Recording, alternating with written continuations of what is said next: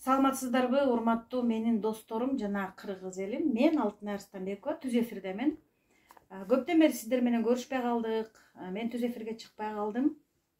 Бүгүн бир жакшынакай кабарлар менен чыгайын деген ниеттерим бар эле. Тилекке каршы атайын алыстан издеп келишип мага кайрылышкан экен.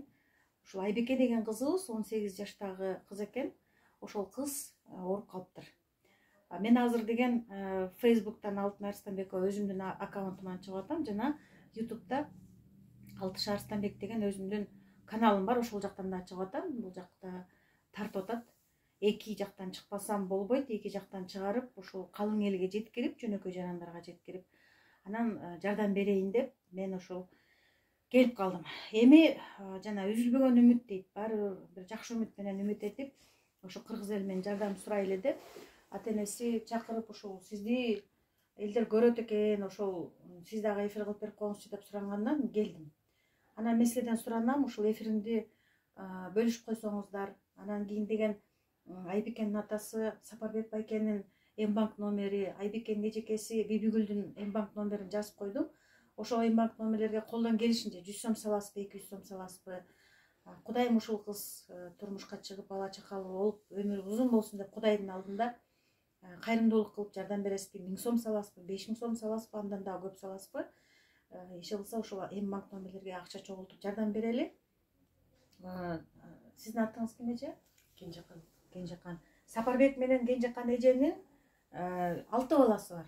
Ушул 6 баласы бар, 6 балалуу ата-эне азыр ушундай бир кыйынчылыкты тартып, кыйналып турган кез экен. Ошондуктан силерден суранам, менин досторум, бөлүшсөңүздөр, бөлүшүп жардам бериңиздер. М-банкка тыйын салып жардам бериңиздер. Анан кийин деген группаларга да бөлүшүп жардам бериңиздер. Facebook'тагы группаларга, WhatsApp'тагы группаларга жардам бериңиздер. Ушул 18 жаштагы суу кыяган, сулуу бою узун, көздөрү мөлтүрөгөн жакшынакай кыз экен. Ошол кыздын өмүрү узун болсун деп Кудайдан тилеп биз жардам берели. Азыр эми ушул ата-энеден мен кыздын акыбалы жөнүндө сураштырайын дагы. Мен маңдайымда азыр YouTube'тан дагы чыгып атам. YouTube каналынан көрүп жаткан менин подписчиктериме чоң салам. Силерден дагы суранам. Ушул YouTube каналдан ким мени көрүп атса, бөлүшүп коюңуздар. Facebook'ка бөлүшөсүңөрбү, WhatsApp'ка бөлүшөсүңөрбү, кайсы соц тармак болсо бөлүшүп коюңуздар. Себеби дегенде канчалык көп адам көрсө, канчалык көп адам жардам берсе, ошончолук жардам тийип, биздин Айбике кызыбыздын немеси, оорусу шыпа таап, ылайым айыгып кетсин деген тилек менен атайын ошо YouTube каналга да чыктым эле. Сапарбек байке, 6 балаңыз бар экен. Анан кийин деген 4 кыз 2 уул дедиңизби? 4 кыз 2. Анан кийин башыңызга бир Кудайым ушул бала менен сынабасын, оору менен сынабасын деген кыргызда жакшы сөз бар го. Ушул бир аз болсо дагы ушул кыйынчылык болуптур башыңыздан. Биринчи эле ушул табышмактуу кылбай элечи. Ким кайсы өлкө дарылайт, чет өлкөгө барасыздар да, анан канча акча керек болуп атат, ошону айтып коесузбу? Азыр биз ушул убакта Турция менен Кытайды эбетип атабыз да, караштырыпчы. Турция 180 миңге чейин сурап атышат. 180 миң долларга чейин. Кытай 250 миң доллар деп атат. Эми Кытайдыкы Турцияга караганда мындай күчтүүрөөк дешип, ошол жакты да карап атабыз азырчы. Эми баардыгы эле акчага такалат экен. Бизге канчалык немеси жакшы врачтап ушу кызыбызды эметип калыш керек болуп атат. Бизге азыр ар бир секунд, минут кымбат болуп турат. Себеби дегенде өткөндө 3-4 күн болду, диагнозун тапшыртып келдик. Тромбоциттери түшүп, уже канда проценттери көбөйүп атат да. Анан тромбоциттер түшүп кетсе, биз перелетка да уже успеть этпейбиз, жетишпей калабыз андачы. Кандагы тромбоцит түшүп кетсе, самолетко отурганга болбойт, болбойт. Анда болбойт агачы. Анда өтө тез жардам керек экен да, мындай шашылыш экен да. Шашылыш өтө азыр ар бир эмеси бизге кымбат да. Илебаңыз буюрса, Кудайым немесин берген Кудайым, орунду берген Кудайым шыпаны берет. Кыргыз элим Сапарбек байке билесиз да, жанагы ороз айында 3 бөбөккө жардам бердик го. Чогулуп жардам берип, канча миллион долларды чогултуп берип койдук. Мына Кудайга шүгүр, алар барып айыгып, сонун болуп, бөбөктөрүбүз жакшынакай болуп, биздин арабызда элдин арасында жүрөт. Анан ыйлабаңыздар, буюрса Кудайым кааласа бар жоктун баары жакшы болот. Канча жашынан ооруп калды эжеке? Кызым 15 жашынан бери ушул рак мени алышып келатат. 3 жыл болду. 3 жыл болду. 2022-жылы ооруган 15 жашында. Анда дагы элдин жардамы менен, Кудайдын жардамы менен кызым пересадка костный мозг кылып келгенбиз. Андан бери 2 жыл жакшы жүргөн. Анан кайра быйыл 10 күнгө деле жете элек, кайра анализ тапшырсак рецидив деп чыгарды. Ал бул жолкузун айтып атышат, оор болот дейт, анткени бул кандын рактын клеткалары туруктуу болуп алган дейт да. Анан азыркы лечениялары да кымбат. Мен кызым жашап кетсе деп. Ыйлабаңыз эже. Болгон күч аракетибизди жумшап атабыз. Бирок кызымдын тагдыры кыргыз элимдин колунда. Кыргыз элимен жардам сурайм. Ушул мен кызымды сактап калганга чоң жардам бериңиздерди суранам. Анча каражатты табуу биздин колубуздан келбейт. Мүмкүнчүлүгүбүз жок, ошон үчүн элден кайрым сурап атабыз.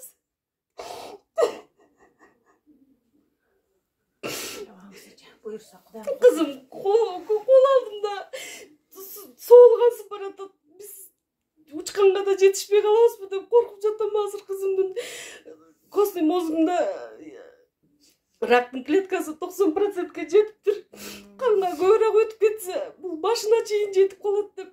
Азыр кызым күндөн күнгө сылабыйлап эмне кылар, жардам берерибизди билбей отурган кезибиз. Кыргыз эли менен жардам сурайбыз. Бала менен эч кимди сынабасын. Оору менен эч кимди сынабасын.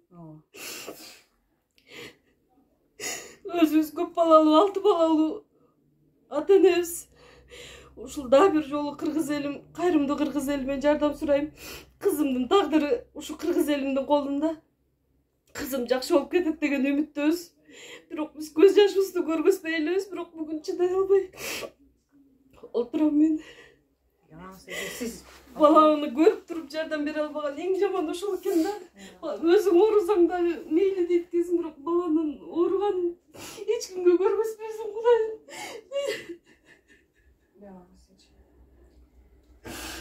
Кудайым бала менен анан оору менен сыналсын дейт. 18 жаштагы Айбике турмушка чыгыш керек. Бала чакалы болуш керек, апасындай 5-6 баланын энеси болуш керек. Ошондуктан силерден суранам мен. Ушул бүт кызымдын документтери, кызымдын 15 жаштан бери ушул оору менен алышып эле жаным менен алышып келатат да. 10 күн сайын анализ тапшырып тешилбеген деле жери калган жок, бирок бунусу деле астык кылып кызымдын өмүрү да коркунучтуу. Аябай чоң суммадагы акча сурап атышат. Не кылат экен эже? Канды алмаштырабы же дагы эмне кылат? Операция кылабы же кандай кылат? Азыр биринчи химиядан да күчтүү дары куябыз деп атышат. Бул химияны тоготпой калды дейт да, рактын клеткаларычы. Таргетный терапия деп коюшат экен, анысы чоң сумма экен. Анан ошону көрүшөт экен, андан кийин пересадка костный мозг дейт. Андан кийин анан дагы текшерип көрөбүз дейт. Ага болбосо анан карти деп коебуз, биз деле так стресс болуп азыр эметпей атабыз, бирок карти деп коюшат экен. Ал ошо акыркы варианты дейт. Ошого канчалык эртерээк барса ошончолук жакшы деп атышат врачтар. Кайрымдуу жардам сурайбыз.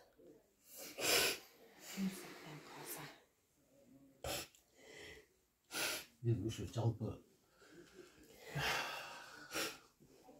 журтубуз, кыргыз калкыбызда жардам сурайт элекпиз. Биздин мүмкүнчүлүгүбүз жок да, биздин мүмкүнчүлүгүбүз жок. Ошо биринчи Алла жардам берсе, ошо экинчи ушу калкыбыз жардам берсе, колдоп берсе, дуаларын берсе, ушу биринчи дубадан дейт, дуа эч болгондо дуа кылып берсеңиздер да биз үчүн аябай чоң күч кубат да. Анан кийин ушу өзүбүздүн урматтуу ажообуз Садыр Нуркожоевичке кайрылып элем, укмк жетекчиси Камчы Кыдыршаевичке кайрылып элем, жалпы элибизге кайрылып элем. Ушулар бир колдоо көрсөтүп берип койсо, биз ушунчалык азыр түндө деле уйкудан калдык, чынычы уйкудан калдык. Ушу кызым эмне болот, эртең менен чыгып эле ачып карайбыз кызыбыздычы. Кызым эмне болуп атасың, кыйналган жоксуңбу, ооруган жоксуңбу депчи. Ушунчалык коркуп эле жүрөбүз да, коркуп эле жүрөбүз. Канчалык биз эрте чогулса, эртерээк кетсек, биз утат элек да. Утпакпыз. Эми баардыгы эле Алладан эми. Алладан жардам сурайбыз, кыргыз калкыбыздан жардам сурайбыз. Бөлөкбүз. Дишеңден эле эчкибиз жок. Сапарбек байке, Түркияга барыш керекпи, Индияга барасыңарбы? Эми бизге акча чогулуп калса, Турцияга деле кетсек деп атканбыз, аяктан кылдык. Эми врачтары жакшы, баягы мурункуда барып ошеке дарыланып келген өзүбүздүн врачтар. Алар деле айтып атат. Айбекени биз жакшы көрөбүз депчи. Эпте аракет кылгыла, биз искитке сурайбыз, өзү врач айтып атат тияктагачы. Финансовый эмеден да биз дагы сурайбыз депчи. Алар да аракет кылып атышат. Анан болушунча бизге айтып атат, ар бир секундуңар кызыңар үчүн кымбат депчи. Баштайлык. Азыр алып келгиле, начало баштай берелик деп атат. 20 миң, 30 миң долларды төлөй бергиле. Анан калганын улам чогултуп төлөп тургула депчи. Бирок ага дагы биз ишене албайсың да, кокус чогулбай калса эмне болот деген ой болот да. Ара жолдо же тиякта эмес, же биякта эмес болупчу. Ошон үчүн биз жакшылап эле ушу кыргыз элинен жардам күтүп эле эбетсекпи депчи. Кичине хотя башталышы чогулуп калса дагы кете берет эле, коркпойчу калган Аллага таянып, элибизге таяныпчы. Ошол башталышта чогулбай ат, бир 15 миң, 20 миң доллар чогулуп калса биз кете берет элек да. Ошон үчүн ушу жардам сурайбыз ушу. Жалпы кыргыз элибизден, ажообуздан, бүт ушу кыргыздын небир төзүгө өнүгөн миллионер акелерибиз бар, байкелерибиз бар, эжелерибиз бар, карындаштарыбыз бар. Кайрымдуулук кылган жарандар бар. Кайрымдуулук кылган жарандар бар. Алла Тааладан үмүт эткен, соо иштерди кылган, ошолордон жалпы сурайбыз биз. Колдоп бериңиздер. Эми 10 күнүн бир гүл ачылып келди кызыбыздын. Окууга да тапшырган кызым бар. Окуйын депчи, ага да окуй албай калат окшойт. Бизге кылаган ушу башаман болсо, ушу маңдайыбызда. Уну мен теңден ойноп күлүп жүрөт да. Кызым 15 жашынан бери. Өзүнүн ден соолугу менен алышып келатат. Жеңдик деп ойлогонбуз, бирок быйыл кайра кайталанып калды да. Муну мен теңдер ойноп жүрөт, кызым 15 жашынан бери. Өлүм менен өмүрдүн ортосунда жаны үчүн алышып жүрөт. Сабыр кыласыз, бул дагы Кудайдын сыноосу. Бергенден кийин шыпасын эртерээк берсе экен, ушул шыпаны биздин кыргыз элибиз аркылуу берсе экен. Кыргыз элибиздин жардамы аркылуу берсе экен, ушул 18 жашка чыккан Айбеке Сапарбек байке айткандай, турмушка чыгыш керек, бала чакалуу болуш керек, эне болуш керек, бала болуш керек. Сиздерден жардам сурайм мен. Колдон келишинче жардам бериңиз. Эфирди бөлүшүп коюңуздар, банк номерлерин жазып койдум. Ушул 6 баланын ата-энесин 18 жаштагы Айбекени колдоп, банкка кичине болсо да тыйындан которуп көп түкүрсө көл болот деп коет го, ошентип. Байке чындап баягындай кичине акчадан болсо да ушул 8 миллион калкыбыз акча отурса, ошол Айбекенин өмүрүн сактап калат элек. Сизден сурамам. Фейсбукта ушул түз эфиримди бөлүшүп койгула. Ютубтагы Алтын Арстанбек деген каналымда дагы азыр чыгып атат. Ошол жактан дагы бөлүшүп койгула. Себеби дегенде канчалык көп адамга тараса, канчалык көп адам ушул эфирди көрсө, көп адам жардам берет деген үмүт бар. Чоң рахмат, айта турган сөзүңүздөр бар. Элден жардам сурайм. Кайрымдуу кыргыз эли менен. Кыргыз эч качан Кыргызды таштап кеткен эмес. Дагы бир жолу кайрымдуу кыргыз эли менен жардам сурайм. Кызымды сактап калганга жардам бериңиздер.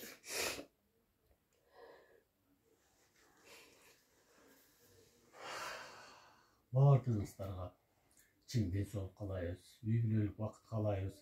Ата-эненин эле бактысы баягы балдарын жакшы көрүп, кыйналганын көрбөйүн. Ар кимибиздин өзүнүн ордуна коюп, кону эле оорубаганы, күлүп жүргөнү, маңдайыңда жүргөнү чоң бакыт экен.